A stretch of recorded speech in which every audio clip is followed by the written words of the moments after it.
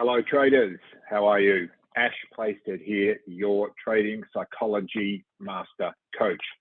I want to talk about the training trap and the big danger that a lot of traders face, as in other endeavors in life, but particularly in trading, is to become what I call a trading training junkie, a training junkie.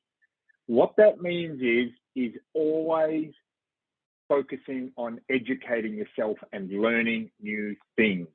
A training junkie, a learning junkie, a knowledge junkie. This is such a dangerous area because, of course, knowledge and learning and education is vital. However, the first domino has to fall. You must take your knowledge at a certain point, take it to the markets and start trading with real money, then reflect, learn, revise, and repeat until you get to a point where you stay alive long enough with your trading that your system proves itself, your mindset and your psychology proves itself, and then you can continue to improve your knowledge. So don't be a training junkie.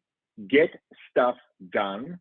Get that first domino over and prove that your system and your mind are up to the task in the real world with real money on the line, which is totally different to the training world. So take that knowledge, put it into play, and go from there.